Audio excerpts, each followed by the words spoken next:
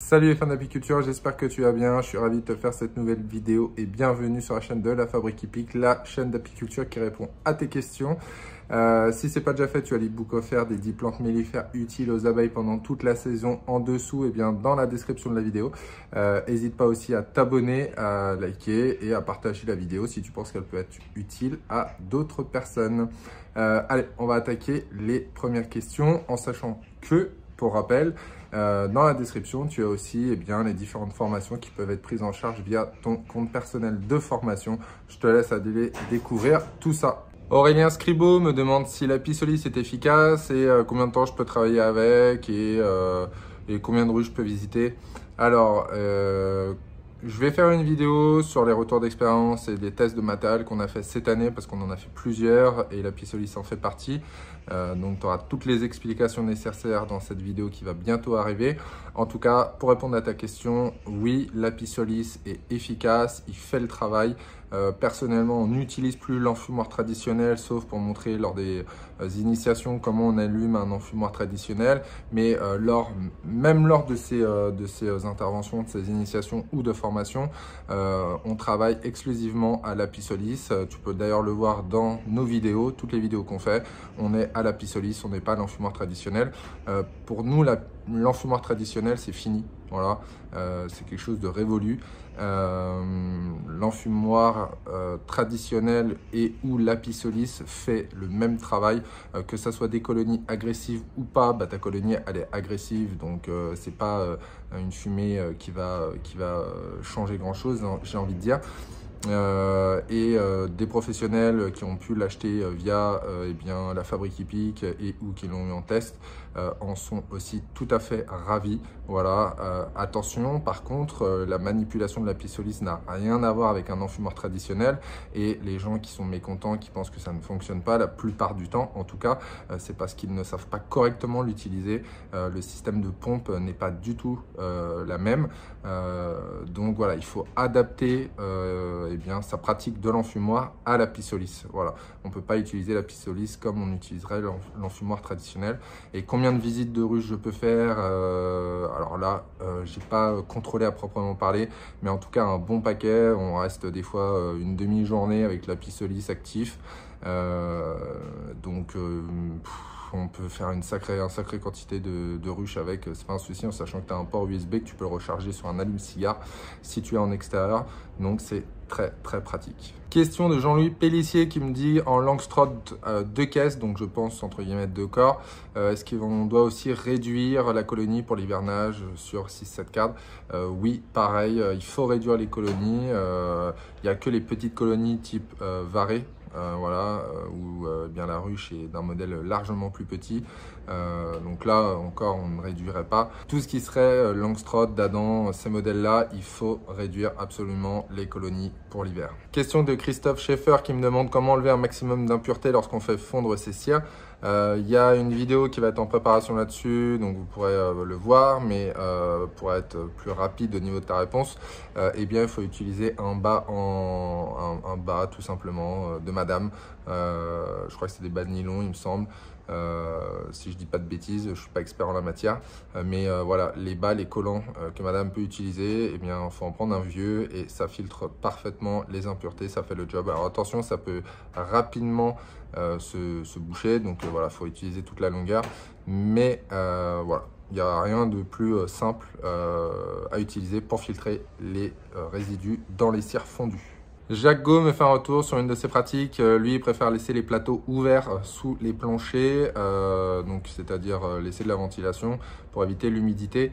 Il me demande ce que j'en pense. Alors, tout dépend de ta région, tout dépend de ta pratique. En soi, ce n'est pas mauvais. Maintenant, voilà, ça dépend de ton implantation. Est-ce qu'il y a beaucoup de vent ou pas, le froid ou pas. Voilà, il y a différents paramètres. Nous, je sais qu'on ferme aux 3/4, une grosse partie de l'hiver à partir de janvier-février, comme tu dis, à ce moment-là, Là, on peut potentiellement fermer totalement en dessous le plancher s'il y a de très grosses chutes de température et ou de la neige. Mais après, c'est pas une mauvaise pratique en soi, c'est juste qu'il faut l'adapter à ton secteur. Jean-Jacques Chiron me demande jusqu'à quand on peut nourrir au 70-30. Eh bien, jusqu'à là, début octobre, en tout cas pour cette saison. Là, il va falloir arrêter parce qu'on est sur les abeilles d'hiver et donc il va falloir les économiser. Donc j'espère que les réserves de nourriture sont assez conséquentes pour vos colonies. Sinon, faut voir pour répartir un petit peu, pour équilibrer et contrôler quand les stocks seront au plus bas pour basculer sur du candy si besoin. Mais voilà, là on a vraiment à la limite, en ce début octobre, on va pas falloir aller beaucoup plus loin. Question de Traverse-Pierre qui était exactement la même, jusqu'à quand nourrir au sirop lourd, eh bien je viens d'y répondre. Francis Marquis qui nous dit que il n'a pas assez nourri apparemment les colonies, qu'elles ont peu de réserves et qu'il compte dès début octobre nourrir au candy. Il me demande quand la fréquence de visite, jusqu'à quand il peut nourrir, si c'est jusqu'au printemps. Et donc par rapport à ça, moi je trouve que si tu commences à nourrir au candy là dès début octobre, ça va être chaud pour la colonie. Parce que si elle mange pendant 6 mois du candy, c'est compliqué. Je te laisse imaginer si tu mangeais McDo pendant 6 mois non-stop et ou juste de la salade verte sans rien d'autre. Les conséquences sont pas super, c'est pareil pour les abeilles. Donc à ce moment-là, si tu nourris au candy, je te conseille d'alterner différents types de candy, que ce soit le candy blanc, le candy protéiné, le candy avec miel, protéines et sucre, voilà, bio, non bio. Va falloir vraiment que tu diversifies parce que sinon les colonies pourraient ressortir en début de saison pas très top, j'ai envie de dire. Donc voilà ce que je peux te dire. Après la fréquence de visite, ça va dépendre de la fréquence de consommation. Viens tous les 15 jours déjà dans un premier temps. Et si tu vois que ton candy il est quasiment fini, soit tu anticipes, tu n'attends pas qu'elles aient tout fini puis tu le rechanges. Soit sinon, si tu vois qu'elles ont quasi terminé, au lieu de venir tous les 15 jours, 3 semaines, tu reviens au bout de 10 jours ou 7 jours. Voilà, ça dépend. Il faut t'adapter aux colonies parce que chaque colonie sera différente. Stéphane Pichard qui me demande quand est-ce qu'on doit arrêter de faire des essaims artificiels. Eh bien, j'ai envie de dire jusqu'à ce que tu puisses diviser et que tu aies des reines en stock, des reines fécondées. Donc là, si tu réduis des colonies pour l'hivernage et que tu penses pouvoir faire des essaims, eh bien là, potentiellement, à cette période, tu peux encore faire quelques essaims à hiverner pour le printemps prochain. Voilà. Mais il faut que tu aies des reines fécondées en stock. Ça, c'est vraiment la limite. Sinon, la plupart des divisions et des essaims artificiels ont été faits et arrêtés à partir de fin août, début septembre. Marie Aurier qui me dit qu'elle veut déplacer des colonies dans son jardin, elle voudrait avoir l'orientation et savoir comment faire. Alors l'orientation c'est plein sud ou sud-sud-est, voilà, si tu veux une inclinaison d'orientation. Comment les déplacer? Eh bien si tu as la possibilité, tu les déplaces 10-20 cm tous les jours un petit peu, voilà, jusqu'à l'endroit prédéfini. Maintenant si tu as 50 ou 60 mètres à faire de déplacement, à ce moment-là, tu les prends, tu les mets à plus de 3 km, tu les laisses 48 heures à cet emplacement-là. Tu viens les récupérer et les mettre au nouvel emplacement. Il n'y a pas 36 solutions, voilà. En tout cas, voilà nous comment on fait pour déplacer une colonie de peu de distance. Question de Johan qui me dit qu'il est en Dadan et qui voudrait tester la varée, donc peupler une varée issue de ses colonies. Est-ce que le mieux c'est d'attendre un essaimage et donc de peupler la colonie via l'essaimage ou si on a une technique pour passer de d'Adam à varée? Alors oui, on a deux techniques pour passer d'Adam à varée, mais je te ferai les vidéos en début de saison prochaine.